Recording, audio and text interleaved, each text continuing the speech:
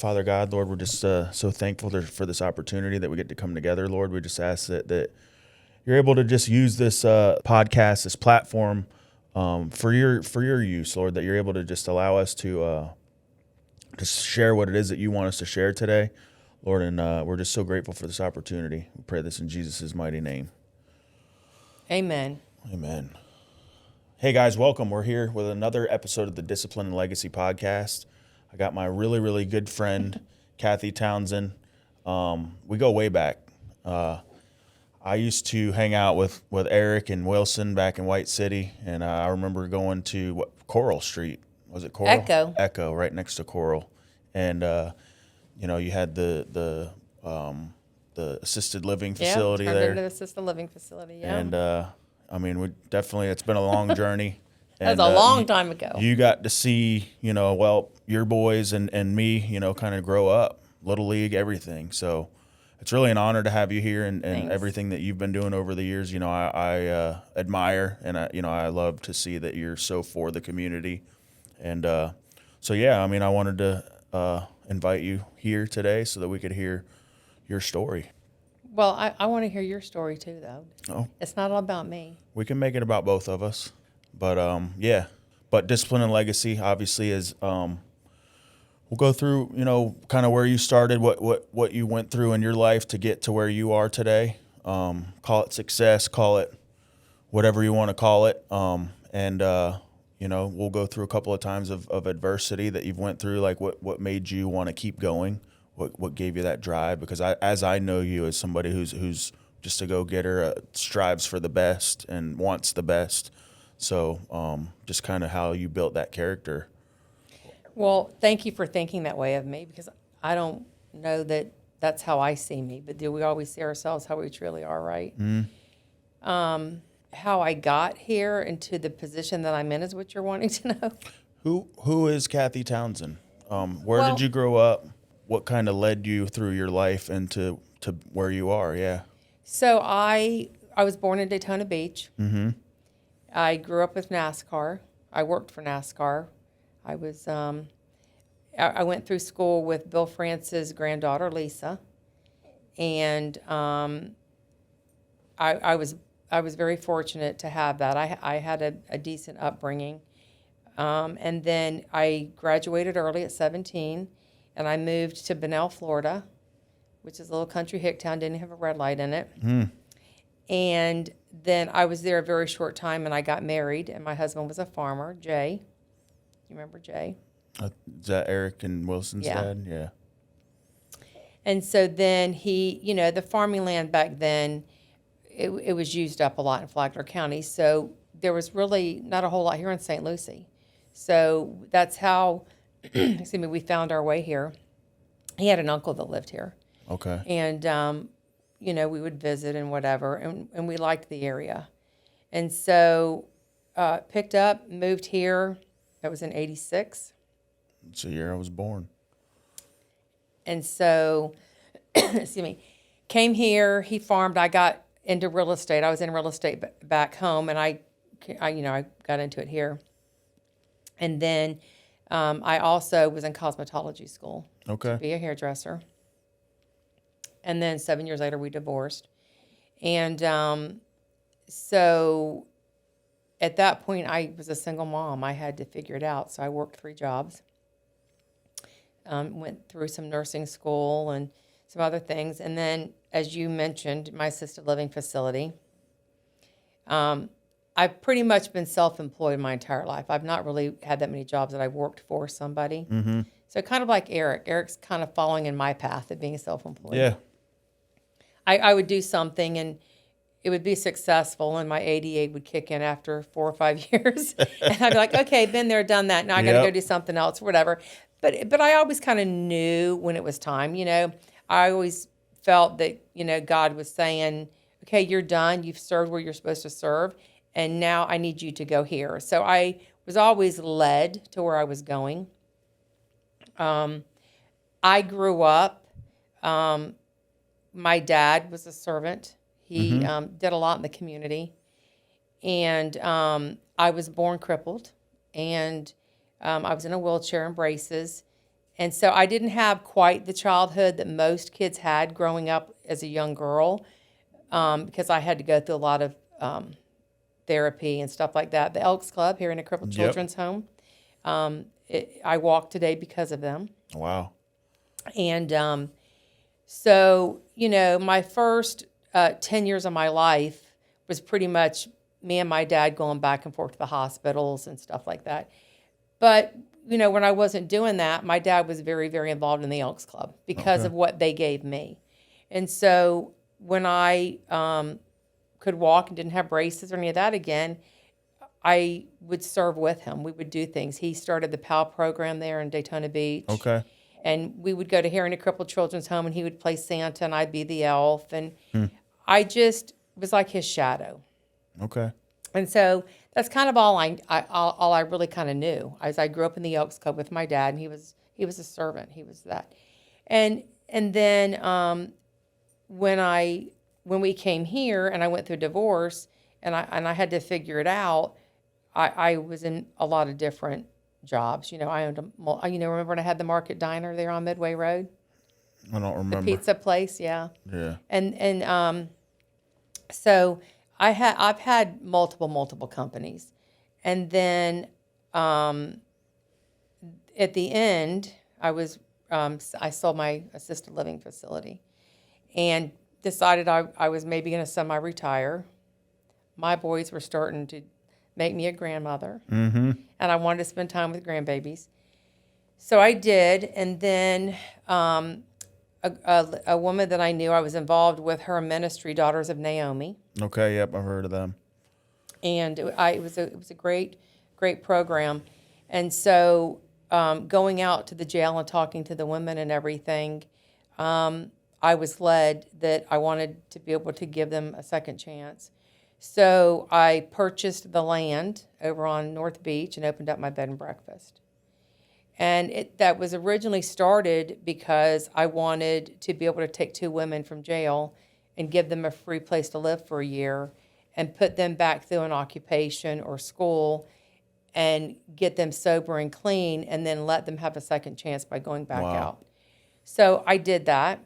And in the process of doing that, it was extremely challenging because the neighbor behind me wanted my land, which I didn't know that at the time. Yeah, just gave you a hard time. And so every day, every weekend, code enforcement was showing up. She was calling them, telling them I was doing something. It was all lies. I never had any violations or anything. But then she started going to the meetings. And she'd speak under public comment. And she was fabricating lies and stories. And I was doing small weddings there and stuff. I mean, it's a bed and breakfast. Right. It's not like a residential house or anything like that, yeah. Yeah, but not only that, it's not like it was a place you could put 200 people in either. Right? So I was doing small, intimate weddings. And she was going to the board and telling them that I was running a brothel. And every day it was something different. It got to the point she had video cameras on her roof, and she would be on my property up in the tree. I mean, it was insane, the stuff that they did. But that's what led me to where I am today because it almost bankrupted me. Yeah. I went through 6 lawyers. She was very involved with a couple of the commissioners at the time. And so they were trying to shut me down. And they got to a point where even though they had no code violations or deficiencies or anything like that, they still told me I had 6 months to shut down. And so knowing that, who would book family reunions and small weddings and stuff to come and stay, not knowing if I was going to be left open. Right. And so the debt was very high every month between, the overkeep and the electric, the mortgage and stuff. That. So I told them I wasn't shutting down. And that I had done nothing wrong and they had no legal right to shut me down. So, which is true. It was probably about 2 weeks before I was supposed to shut down. And I was just sitting in the kitchen one day and something came to me and I'm like, I'm gonna go get the comp plan book and I'm going to go look at this. And so there was a code in there that was a tourist court. And I started looking at it. What led me to that, I have no idea. It was a God thing. Yeah. Because, I'm just sitting there in my mind going over things, right? So I went and made a new application and said, I'm not going to be a bed and breakfast. I'm going to be a tourist court. None of the commissioners knew what that was. In the meantime, though, as he always does, God intervenes. And there was a couple that came for their anniversary, 25th anniversary, and they were staying there. Didn't know who they were, didn't really know a whole lot about them. But they were there, and they stayed that weekend, and that was the same weekend that I had a wedding, which had nothing to do with them. They were just guests, because I had different rooms. And after they stayed, I didn't know it at the time, she was friends with one of the commissioners. Really? And she went to him and said, we just stayed at the Melon Patch Inn, and we witnessed a very beautiful wedding down on the beach, and the reception was back at the inn. And shame on you. You should be ashamed of yourself. Because we were upstairs. We were never disturbed. There's no way neighbors could hear what was going on. Right. And you really need to go see what you're trying to shut down. Because you're an environmentalist, and her whole entire backyard on the river is nothing but natural vegetation. You really need to go see what you're trying to take away from this county. So he did. He showed up at my door, had no idea any of this was going on. He showed up at my door. I knew who he was when he knocked. He asked if he could come in. He came in, walked out back. He was pleasantly surprised. Right. And were you ever at the Melon Patch? I don't think so. You said it was on North Beach? Yeah, right across from Pepper Park. Maybe I might have went there once or twice. Yeah. So he was surprised at how nice it was and the landscaping out back and everything. And so he admitted that it was wrong and he was going to make it right, which surprised me. And so when I was in the middle of my application of changing it to a tourist court, I had to go before the Planning and Zoning Board. You're familiar with all this stuff now. Yep. And the Planning and Zoning Board, several people that sat on that board, unbeknownst to me, had been to weddings and stuff at that inn. And so they started telling stories about, well, I went there and I stayed, or I was there and I attended my friend's wedding, and they were telling really nice stories. Right. And so I was like, I don't remember them being there, but I didn't really know them either. I bet it made you feel good, though, too. Because it was kind comments, right? And so I won the Planning and Zoning Board. And so now it was time to go to the commissioners. And it ended up being a 3-2 vote, but I got the vote and I got to stay open. Nice. And so at that time, though, people had stopped booking, thinking, is she going to be open? Like when you're planning your wedding, you've got to know that the venue is going to be there, right? Yep, I mean, yep. that's a lot of stress in your life. That's one of the most important days of your life besides having the birth of your child. Right. So I was still trying to hold it together and keep the doors open. And then this was in 2008, and then the recession. Mm-hmm. So between the recession and the things that had happened, I ended up short selling the property, and I had to walk away.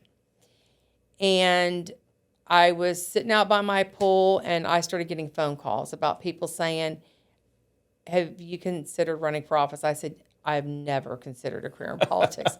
And I don't think you want me there either, because I am very politically incorrect. Yes.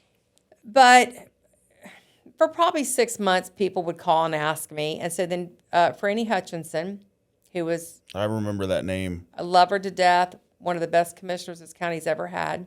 Pudge Gettler and Sons, his sister. Wonderful woman, great commissioner. Called me up and she said, I want you to be my appointee on the Planning and Zoning Board. And I said, oh, Franny, I don't think you want that. I'm not going to do what you tell me to do, and I'm not going to agree with you. I hope this isn't my route either, because that's where like people are coming to me, they're like, Jonnie, you need to run for mayor. And I'm like, No. That ain't happening. But that's how it happens, right? People come to you and they're like, I can tell you, I was like, Franny, you need to really think about this because I'm not going to do what you tell me to do, and you're not going to tell me how to vote. And like, if we don't see eye to eye, she says, Kathy, I will never tell you how to vote. I probably will never have a conversation with you about any of these things. She says, you're a fair person, and I know that you'll make the right decision. And there's going to be things we're probably not going to agree on, and that's okay. So I thought, okay, well, everything happens for a reason. I don't know where this is going to take me, but I'm ready for the ride, right? Mm-hmm. So I get on planning and zoning, and while I'm on that board, the planning and zoning staff is really cautious of me. You just dealt with them not too far before this. And so it was really quite comical to see how they were acting and reacting to me. Like because, scared or what yes. was it? Okay. And the thing is, you know, planning and zoning commissioner, you're not elected and you really have no authority. You're an advisory board. Right. Right? You're one of 9 or 7 now, but they were afraid of me. And, you know, I know now why they were afraid of me because they were out there lying about me. And Gotcha. then, you know, they were doing deceiving things that their boss was telling them to do, right? And so, you know, they had guilty consciences. So I sat on planning and zoning board and I learned a lot. I learned about, you know, zoning and land changes and text amendments and comp plans. And I was up there with some really good people, you know, Stephanie Morgan, Ed Lowndes, you know. We had a really good board at the time. Right. County was still small, kind of. You know, 3 years in, people started saying, you know, we really need you to run for office. And so I'm like, no, that's just never been in my plans. I don't see me, you know, getting into politics. And so there's a couple of things that happened on the planning and zoning board. And I had conversations with staff. And then I went to church, and they were messing with the church. Really? And it was so silly.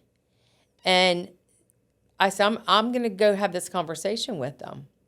And I went and had the conversation with the staff, and some things got rectified and changed. And I thought, if it's that easy and staff works with you as an appointee to a board, maybe I can make a difference.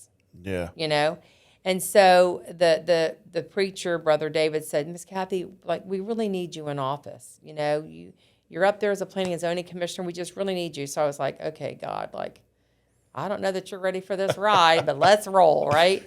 So I did. I decided, okay, I guess that's where I'm supposed to be. I'm not sure, but I'm going to give it the best shot, right?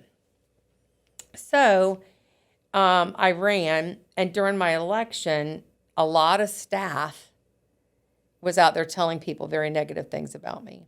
You don't want her in here. She's got an axe to grind. She's going to come in here and fire everybody. That's politics, though, right? People. No, as a commissioner, you can't fire anybody except the county attorney and the county I'm not saying firing commissioner. people, but I'm saying as soon as you start running, you're going to have a bunch of naysayers. Oh, yeah. And But it was just sad because when I won, there was a lot of employees that were very, very afraid of me because of what they were told. Gotcha. That wasn't true. And I won my election in August in an open primary. So I was able to go up there September, October, and meet with staff and meet with the directors. And still be in office, and I, even though I wasn't elected, I was able to go up there and meet with them and have conversations with them and kind of tell them my vision and what I was going to do. And I remember this one director of a department, it was her time to come in and we were going to meet. And somebody that knew me came in and they said, she just needs a few minutes. She's out there crying. I went, why is she crying? Because she's deathly afraid of you. And I go, I'm not a bad person, right. You know? And so she came in and you could tell that and you could tell she was extremely nervous. And so I said, when she walked in, I said, I'm going to tell you something right now. I don't know what lies you were told, but I can promise you, you and I'll probably be best friends. Okay? I'm not who they've told you I am. So we sat down, we had a great talk, and she's no longer with the county anymore. She's retired. Her and I had the best working relationship. Yeah. And we got so much stuff done together. And she was just a pleasure to work with. And when something came in that department, I'd pick up the phone and call, we worked magic. She would find a path forward. Things were rectified, and she was a great employee. And it was just sad that she had to walk through that and have that fear. Because of what she was told by, yeah. So there was staff, there was an upper management that was going around and telling people as they were seeing them pop up on my website, like going to their businesses, you're supporting her, and they were trying to intimidate them. One of them being an assistant county administrator. Wow. Okay. So, the first year it was a little bit challenging, because employees didn't know what to really think. And I felt bad for them because they were told lies. Right. I'm not a bad person. I'm just here to make things better. Right. I'm just here to be your voice because so many people don't have a voice. To be a leader. And the other thing is small businesses had no voice. We were not seen. And there was no help. And there was all these grants and funding and help for big people and big businesses and corporate world. But the little guy wanting to go out and open up an automotive shop or his own mechanic shop had no voice. And he would go and buy a piece of land. Realtors back then, I think today realtors have come 1,000 times over. I mean, they're on it now. But, we're going back 10, 11 years ago. Realtors didn't, some did. I'm not going to say. Yeah. I don't have blanket statements against realtors. For the most, no, because I love the realtors. Yeah. They're a great group. But, back then, if it was zoned for something and somebody came to you and you wanted to buy it, you can do that. And then you would buy it to find out you couldn't do it, right? Because that's not right. So I championed that. I championed the small businesses and I championed the realtors. I said, use me. If you have somebody coming to you and it's a little guy, it's a 30-second phone call. Pick up the phone and call me, and I will tell you if it can be done. And if it can't, but it can be done through, a land use change or something, we can walk it through. We can give him numbers. If it's a great deal he's getting on the property, and it's going to cost him $10,000 to get there, and I really think it's a good chance he could get there, that's an opportunity that he can decide on, right? So the realtors have come a long ways from that too, because they do utilize that. And they do a great job, and they do due diligence now, more than they ever have. And so we created the Small Business Navigator for our small businesses. And there were other programs. A small grant came out that if you're going to be 10 employees. And so small businesses started to get noticed, and they started to have a hand up, and they started thriving. And then we came out and we had a targeted industry and stuff like that. So through time of me being there, is there staff that still doesn't like me? Yes, there is, because I hold them accountable. Yeah. If you're not going to do your job, then I'm going to have a problem with that.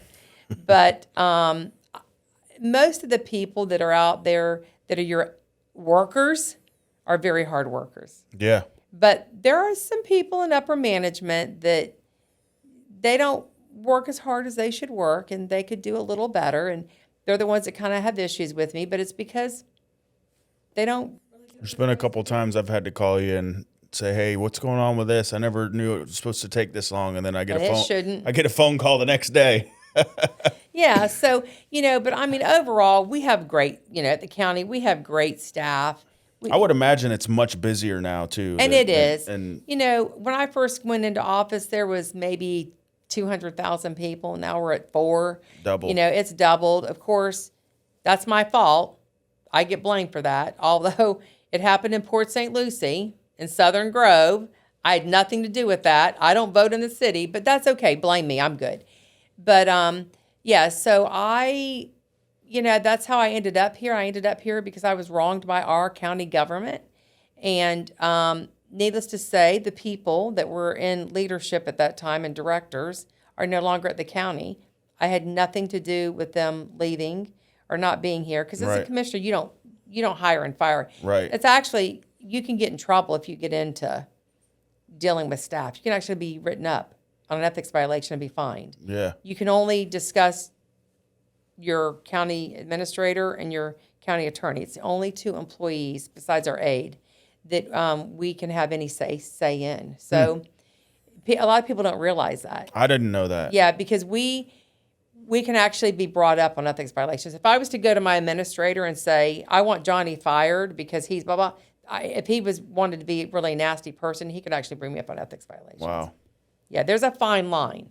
You know, as an elected official of a commissioner, you were there to set policy. You talked about taxes earlier. We set the millage rate.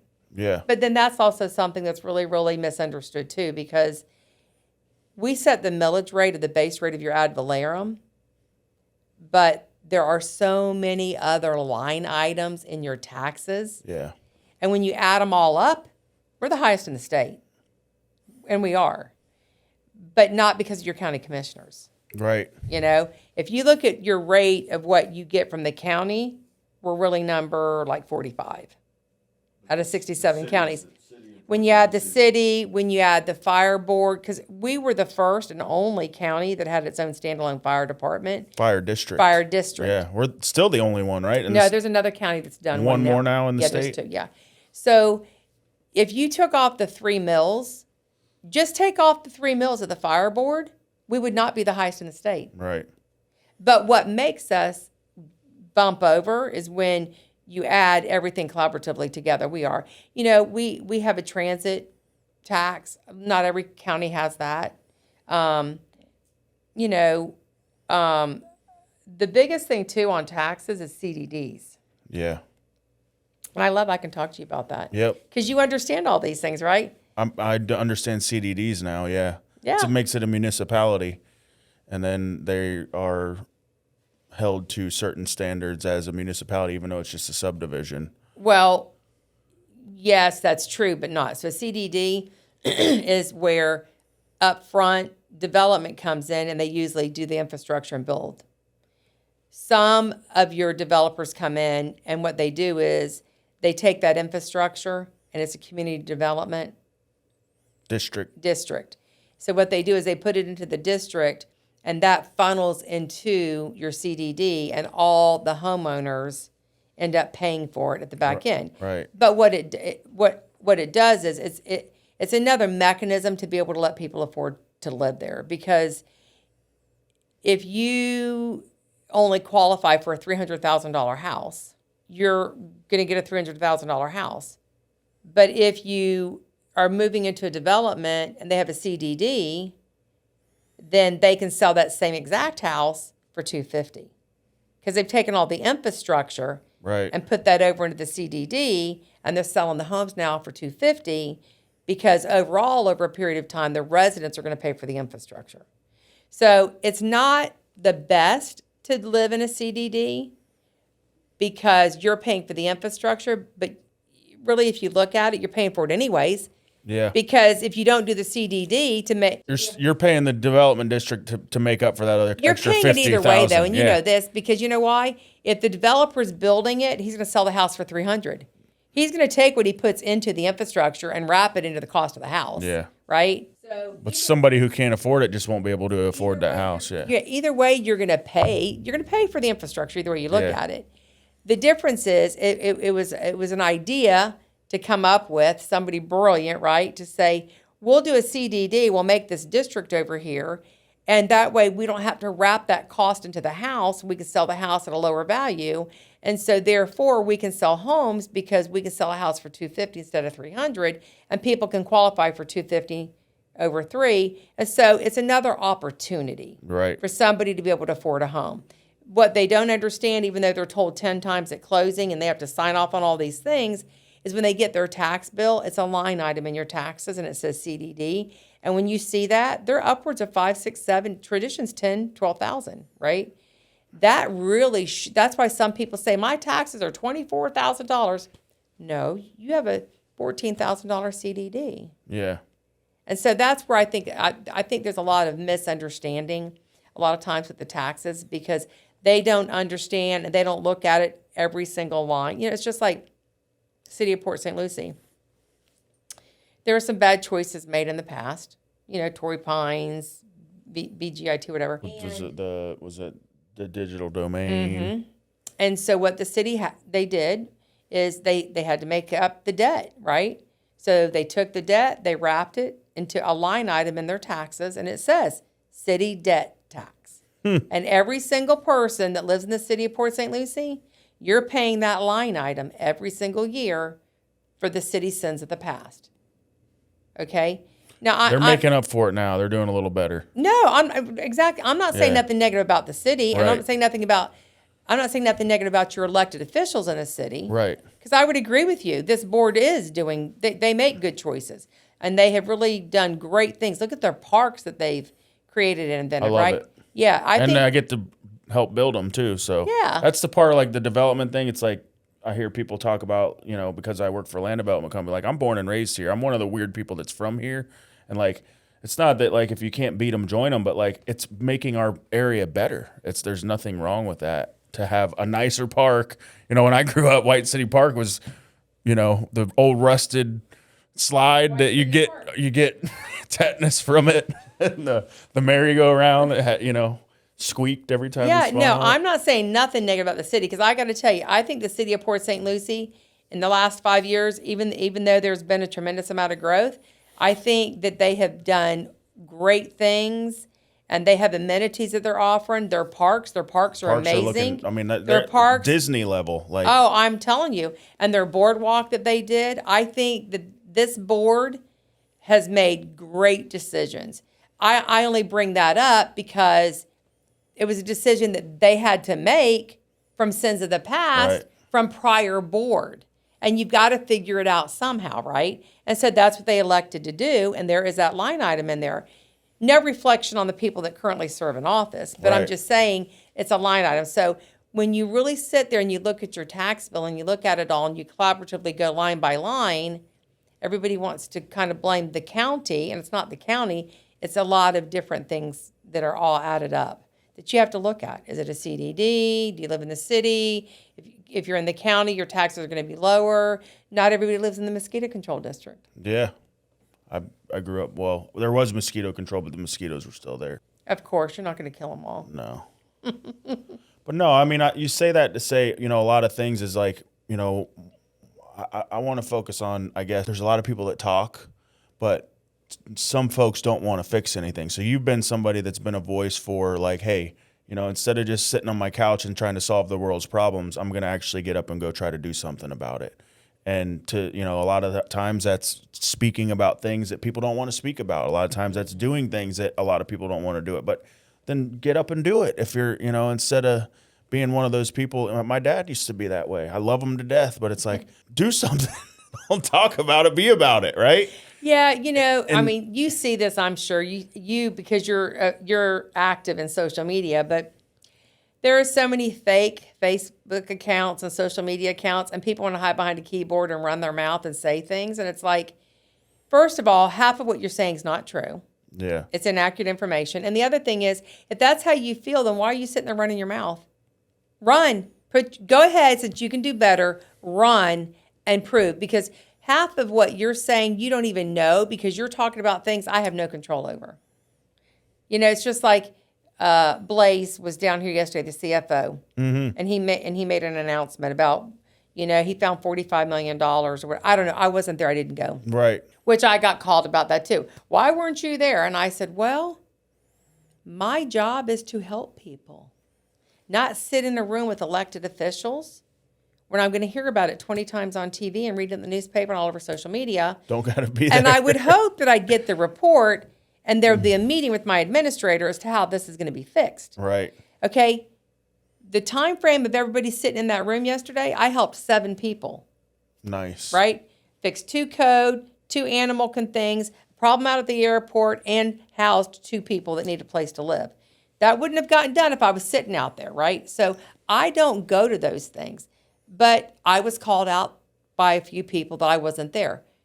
I was doing my job, what I'm paid to do, right? And so, if you want to run your mouth, I think you have a right to run your mouth if you can prove it. But you have a right to run your mouth when you want to back it up, put yourself out there, right?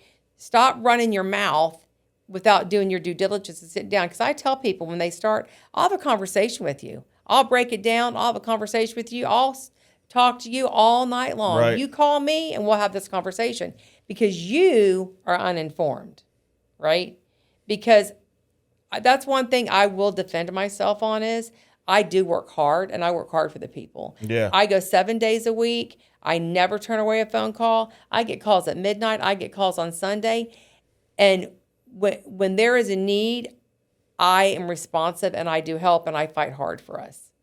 And that's just who I've always been. I've been a fighter. I've had to fight for my whole life. Yeah. And even now, I have to fight, which is sad, with the board I currently sit with. There are new people sitting up there, and for some reason, they want everything to be an argument with me. And that's sad. We need to be working for you, the people. Work together, yeah. Yeah. We can get there. You know what? We shouldn't all agree. We shouldn't all agree. It's great to have that conversation. It's healthy. But at the end of the day, when you walk off that dais, you still love one another and you hug one another and you move on. Yeah. Are you and I going to agree? You and I have had disagreements. Yeah. But we still love each other. We got past it. Yeah. I don't remember what it was, but I think when I was a kid, I was a little wild. Well, I think there was a disagreement over the Keys land haul thing. Yes. Yeah. But I was in a different space too, so I don't even remember that part. But it was we got past it. Yeah. But it was because I always tell people up front my expectations and where I stand. And I will help anybody that I can, but I can't help somebody with something I don't have, right? But like the Keys thing, the boys wanted to go down there, but I don't have the kind of money to front those jobs, so you get paid when I get paid. Yep. And so, but you work through it. That's what you do. So even as a board, city, county, school, whatever, it's okay if you all agree. That's a wonderful thing. But from time to time, you shouldn't all agree. Even with my wife, I say, honey, this ain't going to be the last time we get in an argument. That's part of being married. But you have opinions, right? Yeah. And I tell people all the time, listen, I only know what I know, right? I love when people call me or when they come to the meeting because there's things sometimes they say that I don't know. And then I'm like, okay, wait a minute. You didn't tell me that one. Right. So I can go back to the developer, the person, and say, listen, why didn't you share that with me? A resident knows that, and I didn't know that, and you neglected to tell me that? Now I have a problem. That's a red flag. So it does matter to me. I want the residents to talk to me and tell me what they know. Yeah. But then, when people talk to you, you also have to do due diligence. You have to make sure it's accurate information. Just like you can't believe everything you read on the internet. Exactly. And just like now with AI, look at that. Look how crazy that's got. Some stuff I can't even believe how real it looks. Some stuff is... Well, and I'm very naive, too. So when it comes to AI and I see something, I don't even know that it's AI. Like, wow, I saw this thing you posted the other day. And, man, you look great. They start laughing. They're like, Kathy. That was AI. That was AI. I just took my picture and poked it over there, and they made me dance like that. I'm like, oh, okay. Thought you could dance like that. I mean, I didn't know. I'm very naive when it comes to computers. Anybody that knows me knows that, too. So what do you got going on now? I know you're commissioner now, but what's going on in your life now? You still got some businesses going on. You still got what's going on? No, I don't. I don't have any businesses going on. Me and my husband, we closed our business. Our contracts ended with South Florida Water Management, and he retired. He's 72 years old, and we have our cattle. Mm-hmm. We still have our cows, which seems to be doing good now. I'm learning that cows are a good thing in St. Lucie County and nationwide. So. Well, and the cattle business has been, the last year especially, it's been very good. It's up, market's up. And, every year they give you a baby, so you double your herd, and you only really have your initial investment. So, and the great thing about cattle, too, is you can have money and put it in the bank, and you might get a 4% CD or something, or you can take a risk and play the market. Right. But there's very low risk in cattle. Like if you invest $20,000, you're going to be worth $40,000 in cattle the next year, and you might have one die every once in a while. But it's also very low maintenance because it's a couple bales of hay and some warming and a couple bags of feed a year. So it is a very good business to go into. However, it's not really a business because my husband doesn't sell them. He thinks they're pets. They all have a name. You don't even eat them, huh? Can't eat your pet. He goes out there. He takes some Oreo cookies. They come right up to him. They brush on them. They all have names. I'm like, honey, these are supposed to be a business. You take them to market and sell them. So one time I loaded some up and took them to market. He was so mad at me. Really? Because I sold them. Oh, yes. Those were my cows. Those were my babies. I said, I needed some money. Yeah.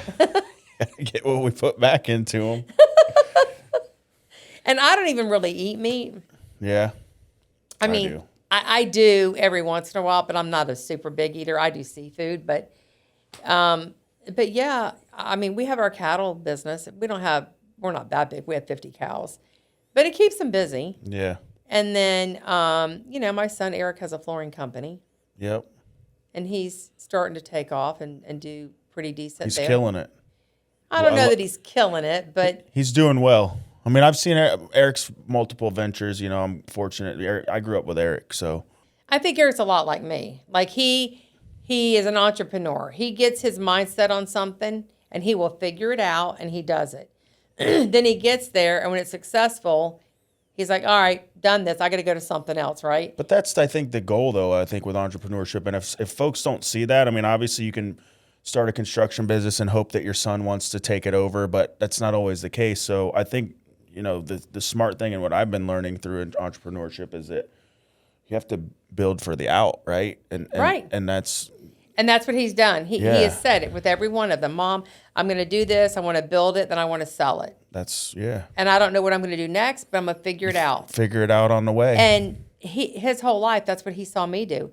I never, ever had a business and a company that ever failed. Every company I ever had and started, I sold it, and they all did very well. I've never had a failed company. But you've had struggles during the way. Oh, I've had 100%. A lot of struggles. Anybody that's an entrepreneur knows that. I've had a lot of struggles. I mean, like when we had our metal roofing company, I had companies that I put up buildings for, they didn't pay me. And you have to make a choice, right? You got to work through it. They owe me this, but if I go sue them in court, the attorneys get this. So do I really... They owe me 60, but it's going to cost me 60. So what do I do? Okay, God, I just tied to you. I haven't been to church in a while. Amen. Let's go next. That's how I have to look at it because I'm not going to sit there and tie my time up in court because I'm losing even more money. Right. Right. So yes, we've had some hard knocks, but you just got to figure it out. You got to pick yourself back up and you move on. And it's not that it's bad. It's a lesson. It makes you stronger and you learn from it. That's the one thing I say every time. It's like, what am I supposed to learn from the situation? Yep. And it's not poor me and, I'm going to fall on the ground and fail. It's poor me, time to figure it out and pick it up and keep going. And that's what makes you successful. And that's the thing like with Eric. I will say he's been knocked down in this flooring company 3 times by 3 employees that have stolen from him a lot of money. The kid's still standing. He's strong, and like the last time it happened, I thought, okay, this is probably going to be it. Like he's just going to. But you learn that because he's a lot like me too, where like you give people the rope until and I'm very trustworthy of everybody because I was somebody who got a second chance, so I always feel that way about others, and I still have the street smarts about me to where like you kind of get that gut feeling, and you just learn from it. You learn that hey, you know what, I can't trust everybody like they're me. And here's the other thing that he learned from this last 2 weeks of this last hard knock. Not everybody has the work ethic that you do. That's your company. You'll go 7 days with no sleep because it's your business. Yeah. It's rare to find somebody that will go to work for you that's going to give you those hours and put in that time because it's not their company. And for you to expect that from them, you're setting yourself up for failure. 100%. You've got to give them a break. You've got to give them rest. You've got to give them time off. You've got to show them appreciation, right? It's not their business. They don't look at this and they're not driven the way you are. There's very few people on earth that, in my experience, that I've met in life that will treat anything like it's theirs. And for whatever reason, anybody I've ever worked for, Entrepreneurship to me is a mindset. I don't think you have to be a business owner to have an entrepreneurial spirit. I think that you develop it over time to, like, through what I was taught as a child, through my father, whatever, like, have pride in your work. I always treated people's houses as if it was my house. Would I pay somebody to do what I'm doing? And even when I worked for people, I treated that company like it was my company as well. And that's what has gotten me to the position that I'm in today, is that mentality and mindset, and not complaining and keeping my head down and doing my job no matter what. And and you come across those people. When you do, hold on to them. Exactly. Take care of them. You have to appreciate them. Because if most people who have the ability to have their own business already do, so they're not going to be working for somebody. But you know what? I know as you get older in life, even sometimes it's like, I know that I could start another company. Yeah. But I don't want to. I'm 65 years old. I just want to go to work for somebody and be an amazing employee, because I know that I am. I am one of those people that no matter who I work for gets 150% of me. And I work and I go over and above and beyond for whoever I work for. Any job I ever had, I always gave 150%. And within the first 3 months, I was always at the top in management, because I cared. I cared about that business. Same thing. I rented one time in my life. And when I rented the house, I left the house better than I found it. Yep. And I mean, like when I moved in years later, he said to me, I was kind of skeptical to rent to you, because the girl that brought me to you, I thought, if you're her friend and she's moving out and the way she's left my house and now you want to rent it, he goes, I had 22 rentals. You're the only person that's ever rented from me, fixed it up, put your own money into it, and paid the rent every single month, and I never had to ask. And the house was in such great shape. When you moved out, I sold it. Wow.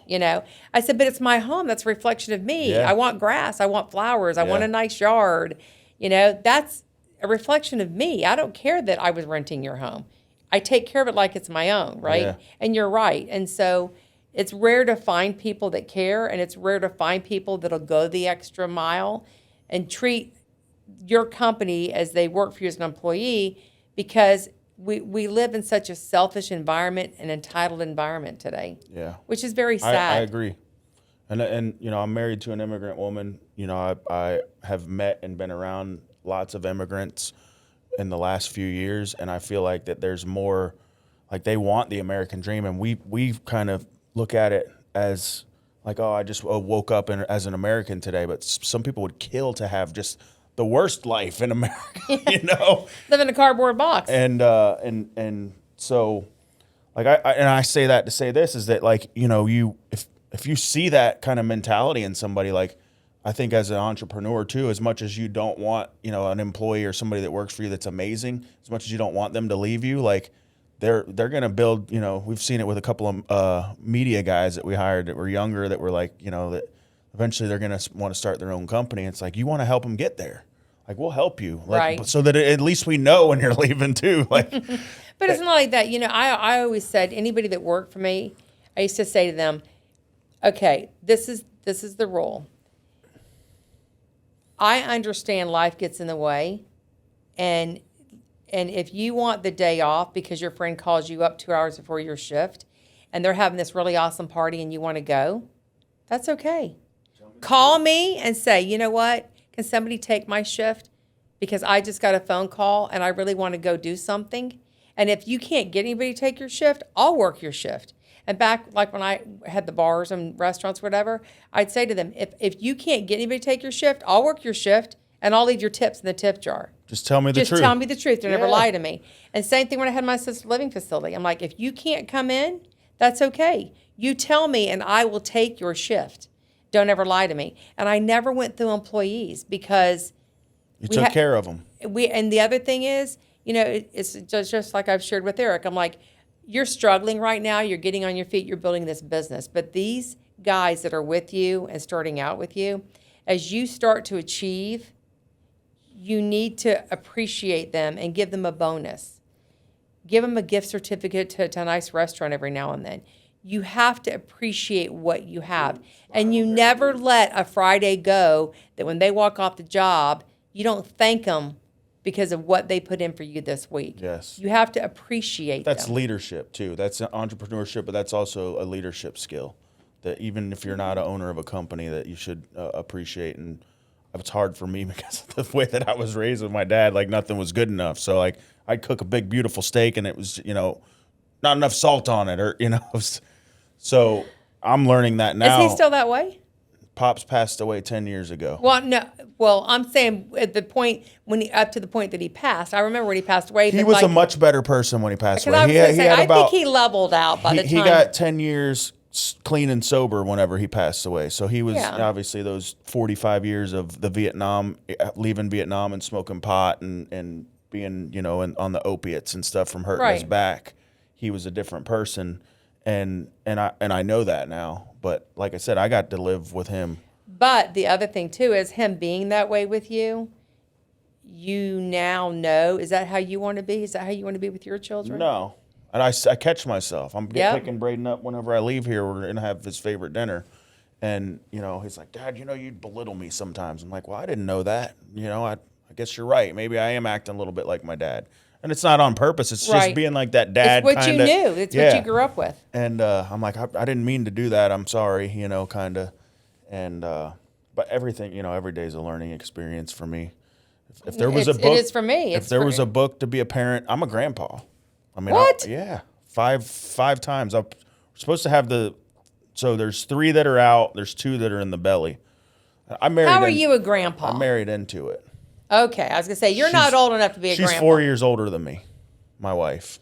But that's still not old enough for you to be a grandpa. She started when she was 16. So her kids are, the oldest is 25, which is Carlos, is my son. He's in Brazil right now, and then Mateos is 23 or 24. Don't quote me on that. And then Anna is 22. And they have kids? They all have one. Carlos's wife is the one who's getting ready. She's due on the 8th of April. So that one's almost, and that'll be her second one. And then Mateos is going to have a second son in June or July, I forget. So. But isn't being a grandparent awesome? I love it. And my son's 15, so he's almost an adult. But so he's a cool uncle. He's a cool uncle.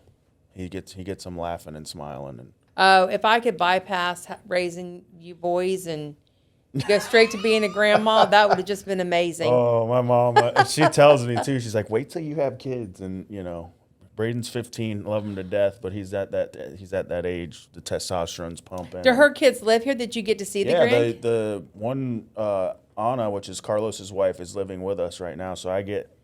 you get to see the baby? Jasmine's with me every day. I'm her favorite grandpa. Well, yeah. That's cool. Yeah. And then their father actually passed away, so I am right now the only grandpa. It's fun. I love it. No, I love Here, this thing pooped. Do something. And it's funny because Eric, when they're little, he'll be like, Mom, they have something for you. I'm like, no. I was the dad. That's on I you. changed all the diapers. I was the first one to change my son's diaper. So yeah, Eric was like that. He's the one that bathed him every night, put him to bed. I wanted to create an invention. It was called the Daddy Gas Mask, but it's a gas mask. You don't have to smell it, but you could put like cartoon characters' faces on it. You could switch it out if you want to put like a Mickey Mouse face on it, and then that way you don't have to smell the poop. And the kids are like laughing while you're changing their diaper. I called it poo particles. I don't want poo particles in my nose. Well, why didn't you do that? That's actually a good idea. Yeah, hopefully nobody steals it. I'm going to do that. That's a good idea. It is, you right? should do that. Yeah. So I'm going to ask AI tonight how hard it would be. And you need to do that. That is a great idea, and it would sell. You could switch out. Yeah, I get licensed Go for on Disney. Shark Tank. License it for Disney and get the different like Lilo and Stitch faces. You could totally sell that. They could go on like sunglasses. Right. And then it would just come down enough. So you still get enough not where you don't have to smell nothing, but your face looks like a cartoon character. And every time you change your kid's diaper, you got to, That is a great idea. I'm on it. I'm going to ask Gemini tonight to help me out. So does your wife work? She has her own cleaning company. She couldn't really speak English when I first met her, but she really wanted to learn. So after the first year, she was speaking pretty fluently.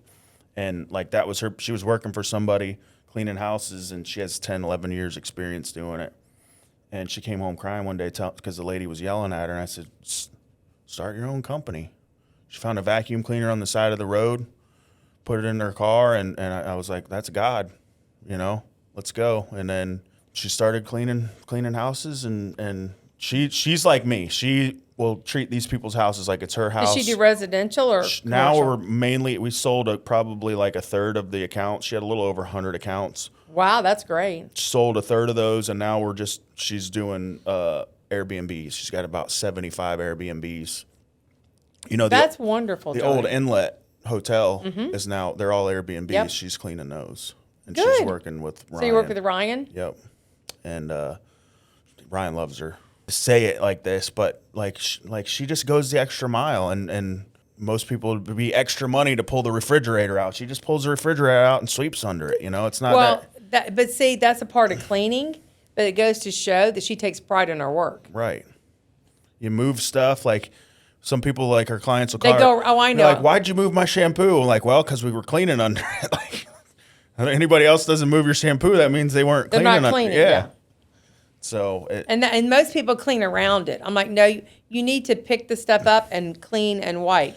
Move the end table, clean, floor, wipe. A lot of people don't do that. She's got 2 crews, and we had 2 brand new cars. Like I said, with the issues with, everybody that's worked for her is legal and is legal status, but they're, everybody got scared with the whole ICE thing, and so we just went ahead and got rid of a third of the accounts, and it's manageable for just her and 2 other girls now. That's good. But sometimes less is more. You know what I'm saying? Sometimes when it's you and you can be involved and you're hands-on and you're on the jobs. That was the problem, And you've got 2 people, you're in control and you know what's being done. Mm-hmm. When you have people out there doing the job and then you kind of get non-compliant because you're not really there and things aren't getting done, and then all of a sudden you lose somebody and they don't say anything to you, they just think of an excuse. Yeah. And then later on you find out. So for you to be engaged in the business and to be able to be there or go by there and check on stuff, sometimes less is more and you make more money. Yeah, no, she is. It's actually worked out and in our favor. And we got rid of the 2 cars. We don't have car payments now. Like it's got a little cheap $1,000 car to let the girls run on. And the 2 employees can drive their own car and meet her where she's going. Yep. Yeah, no, I agree. And I think everybody, they dream big, but they don't realize sometimes big is not better. that's the thing, Even with our land development company, it's like the more we grow, the more the headaches come in, and it's like, do we really want to be that big, or do we just want to stay small, or do we want to, I just love being able to build in the community that I grew up in. I've said this to my kids and I've said it to my husband. Like, how much money do you need? There's the stuff that money can't buy is what I value nowadays. Exactly. Like, how much money do you need? And it becomes icing on the cake. Like, if you're living right and you have a good heart, like, it's going to just come to you. As much as, like, it's hard for some people to believe that. Like, you just get no, I believe it. I mean, when I was your age, I can tell you, there were times that I would have $3,000 and something would happen and it'd be $3,000. And I'm like, but that money's sitting there because my house payment's due in a week. Oh gosh, what am I going to do? The phone rings and there's something that shows up. God always shows up. I would sit there and I'd be like, okay, well, I have to pay this, so I don't know what I'm going to do. My house payment's going to be late.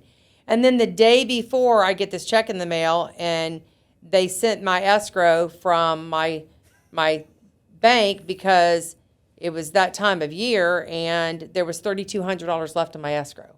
So more than you needed. I mean, stuff like that happens all the time, right? I feel like it happens like every time. You have to just believe everything always works out when it's supposed to. And if it doesn't, get through it. Like you said, like, I'll just pay it late. I used to be so bad about like being where I had to be on time. Like, and I always wanted to be there like 5 or 10 minutes early, and I had to just be there, And my husband's always fashionably late. Yeah. And so I'd always get like, we got to go. Why are you doing this? Do you do this to me every time? Like, why are you doing this? Come on, got to go. And one day I said, you know what? I just can't do this anymore. I mean, I just can't. So we're going to get there. We're going to get there. Yeah. And I started having that attitude, right? And like within 2 weeks, I realized that every single thing that I had to go to and I was at, the things that I was even late to, they were late getting started. Yeah. Or there was a car wreck that I came up on. So that could have been me if I would have been the 10 minutes earlier. Yeah. You know, and I was like, I am where I'm supposed to be, and I'm just not stressing about it anymore, because if something happens, it happens for a reason. And when I started getting there, which was about 5 years ago, life has been so much more easier and simpler and just less I love it. stress. It's like, okay, well, yeah, we're running late. All right, come on, let's go, buddy. You know, when we get there, we get there. You can't worry about the small things. It's just like your age.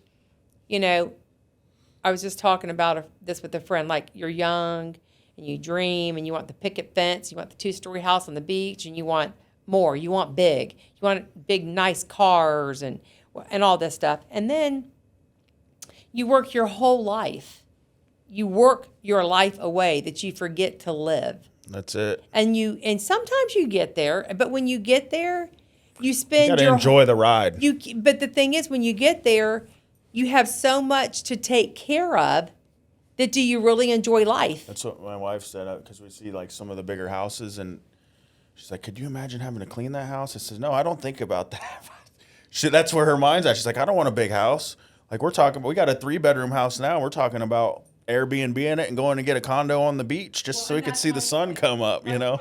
By the time you hit 50s, you're like, I'm thinking of 401k and what's my Social Security going to be? Because, you know, like 55, 60, I might want to retire. You know, and then by the time you're 65, you're like, I don't need all of this. Yeah. Like, I am selling this house. I'm going to go move in a 2-bedroom. I'm going to simplify my life. I'm going to go travel the world. Yep. You know, so it's funny because you work your whole life away, not living life and enjoying what you have. And then you get there and wake up one day, and then you're like, how did we get here? Well, the other thing too, like getting to when you're younger, get the stuff you want. Like, don't be scared to, you know, like wait till you're 60 to get your Corvette that you worked your whole life for. Get it when you're younger. It might be you'll figure it out. Pressure wash a driveway on the weekends for the extra $250 a week because you've got the right idea. Like, if you need something and it's another $200 a month, you can go do anything to earn $200 a month. Yeah. $200 a week, which would equal the payment for Yeah. But you have to have that mindset. Yeah. Right? Not everybody has that. No. And I'm with you. I've always been that way. If I want something, I'm going to get it because I could be dead tomorrow. That's it. So I'm living for today, because you know what? Life is not a rehearsal. Tomorrow's never promised, Exactly. and yesterday's gone already. And I'm going to do what I want to do, and I'm going to live it. Amen to that. Yep. Well, I appreciate it. It's been awesome conversation, awesome interview. What do you got coming up? Anything important, anything special you want to tell anybody? No. What are you trying to get out of it? No more grandbabies? No more grandbabies. All right. The boys are done. So I'm gonna have 3 grandbabies, 3 wonderful grandbabies. Yeah. Which my oldest is turning 18, Wilson's daughter. Haley. Yeah. Wow. 18. Wow. I remember when It's she was hard a to baby. believe, isn't it? So they say I'll be 40 this year. They say when you reach 40, you're like 70% of your life is gone, according to life expectancy. And I'm like, good God, that much? Oh, I know. I'm 65, and now I sit there and say to myself, because Eric's got the 3-year-old, I'm like, Eric, you know that I'm never going to see her graduate or go to her wedding. Sure you will. He's like, Mom, I'm like, I'm 65 years old. You think I'm going to live another 18 years? He goes, well, I hope so, you know. But, yeah, the boys are done. I have 3 wonderful grandchildren, and I'm never going to retire. I always want to work and stay active. I want to always be involved in something in my mind. I believe in term limits. I don't think anybody should serve more than 3 terms in any elected seat. I see some of these people 50, 60 years. And I am running for supervisor of elections. There we go. I've been asked to run for that for 16 years just about. And never thought about getting into politics. And back then when people would ask me. 10 plus years in. I'm 10. I'm in my 3rd term. I have 2 years. My term is up in 2028. And so there's been people that have asked me to run for a very long time, and there has been people recently that have asked me to run. I have worked with Gertrude in her office for about 16 years. I was a poll worker. And then a couple elections later, I was a clerk. I ran a precinct for her on Oleander. And I then got into office. And I have been on the canvassing board. And now I've been overseeing her budget. So I'm pretty familiar with the office. I love her staff. Yeah. We have a great relationship. They're a great crew. And her limit is up. Nope. And Her so limit's not up, but she's just retiring. Yeah. And so I'm going to do it. I'm going to run. And if I win, it's a wonderful thing. And if I don't win the election, I still win because God's got another path for me, and I'm going to go where he leads me. I win either way. That's right. What about this podcast that we keep hearing about? Well, I have started a podcast. It's not quite as lovely and big as yours, but I think this is wonderful what you're doing. Thank you. And I do want to say I'm really, really proud of you. And you're right. I've known you since you were a little boy. And to see the man that you've become, you've done your parents proud. Thank you. So I have started a podcast, but the whole reasoning behind that is, you know, as an elected official, you're supposed to be politically correct, and I'm not. But define that. What is the definition of that? well, I tell people to F off, and you know, you want to get shady, I'm gonna call you out and tell you you're shady. Accountability. So I wanted to do the podcast because I want people to be able to have a voice, number one. And I want there to be facts put out there. Okay. And so I felt like if I could do the podcast, I could put the facts out there, and people that want to come on and be a part of it and share their vision and share their stories and whatever, that it's another outlet for them to be able to come on and be on the show. Yeah. Like, I want you to come on. I'm on. I want you to come on. I'm already there. And be there with me. I don't know how well it's doing. I've only done 2. The second one, like in the first 2 days, had 500 views, so I take it that's pretty good, I guess. Currently, a lot of the things that I am sharing is about some of the political things, which I don't want the podcast to be all about What's politics. it called? It's called Townsend Unplugged. Okay. And I don't want it to be all about politics. I want it to be, you know, maybe somebody's upset with something going on in another country or in the United States, or, you know, I want it to be able to be an outlet where people can be heard and people can voice their opinions. Yeah. That's the thing I think nowadays too, is being able, because before it was always like the audio podcast. I think Rogan kind of brought out more of the audio video. And then obviously the videos, like it's, you know, there's not a whole lot of TV anymore. You got some Right. TV shows, you got Netflix. So like people want to see real stuff. They want to see real people. And I think that's why it's become kind of what it's become. And folks have time on their hands. So the long form, you know, 30, 45 minute, you know, stuff is they're putting it on while they're cooking dinner at home in the evenings. And they listen to it. And they listen. Yep. And I honestly, even if, you know, folks hear, I see them in the community. I hear people, they message me, are like, man, I really love what you're doing. So if you're getting feedback, like, and of course you got the haters, you got the naysayers. It's, if you ain't got that, then you ain't doing something right. Exactly. I agree. But it's all noise to me. Like, it doesn't bother me because I know God has me right where I'm supposed to be. And I agree with that too. And so it's awesome to see. And, you know, I'll help you in any way for sure. I appreciate that. And you know that I'm always here for you. And that's kind of what my podcast is about too, is I just want to be able to pay it forward and help people. And, you know, the people have come up to me and said, I want to be on your podcast. I'm like, what are you going to talk about? They're like, I just want to tell my story. I want to share my story. I'm like, that's great. Then you're going to come on. Let's do it. You're going to share your story, right? Yeah. I mean, because I believe that that's why I'm here. You know, I'm here because I'm blessed with the things that I have. And I'm only here for a very short time. And so I'm here to be a voice. I'm here to be a fighter, to fight for those that don't have a voice. Yeah. You know, and, you know, it's funny because when you go through life and you talk to people, you never really know their past or what they've walked through sometimes. Right. You really don't.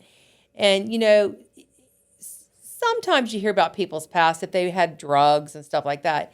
But people that are considered, you know, dignitaries or whatever, sometimes you'll be in a private setting and something will come up And you'll start talking about it, and they'll be like, I didn't know that about you, you know? And I'm like, well, I don't go around and really tell everybody that, you know, I've been raped and, you know, stuff like that. But I'm happy to share my story with you. And so, you know, that's one of the things, like when I used to go out to the jail and we would go out there and we would talk. And it's statistically proven, you know, 90% of women that are arrested, it started because they were raped. Really? Yes. And so they're raped, they don't feel they're worthy, then it lowers their self-esteem, they turn to drinking or alcohol or drugs. Those drugs aren't enough, they get stronger drugs till eventually they get caught and The vicious cycle. Exactly. Which 75% of the women that were raped were good mothers, good women, career women, you know, but it just shattered them. And so, you know, when you go out there, though, and you would talk to them, you know, and then they would say, well, how do you know? And I'm like, I'm a victim. I've been raped. And they're like, and they can't even believe that I even admit that to them, right? And I'm like, but why would you think that I wouldn't share my story with you? If I share my story with you, maybe you can learn from that, because you know why? I didn't take drugs and I didn't turn to alcohol. I'm not a drinker and I've never done drugs. Mm-hmm. That's when I found the Lord at 13, you know? Yeah. I was lucky. I was one of the few people that turned to God, which is why I have been able to go where I've gone in my life. I didn't go down a path that you're going through right now, but you have the right to change your life, right? So it's kind of like you know, look at all the great things you're doing. Look at all the good things you're doing for the community and the people. Just took me a little longer to figure it out. But that's okay. Because you know why? It took me as long as it was supposed to take. Exactly. Yeah. You had to walk that walk to be where you are, because you know why? If you would have gotten here in an easier path, you would never have this appreciation. And I probably wouldn't be where I'm at, that's for sure. And I was going to say, and you wouldn't be where you are. Yeah. You had to walk what you had to walk through to fight to get out. That's awesome. We're going to put the links in the bio. We're going to put her links in the bio. And thank you again for coming. Thanks for having me. Awesome conversation. I appreciate you having me. It means a lot to me. Yeah. And I feel like I'm sitting here with my son. It's cool. And Eric, he can come on too. We'll get him going. Yeah, pull him away from work. But I appreciate you guys tuning in. Like I said, so hit the subscribe button and follow Kathy, follow everything she's got going on. And thank you for another opportunity for us to share with you guys.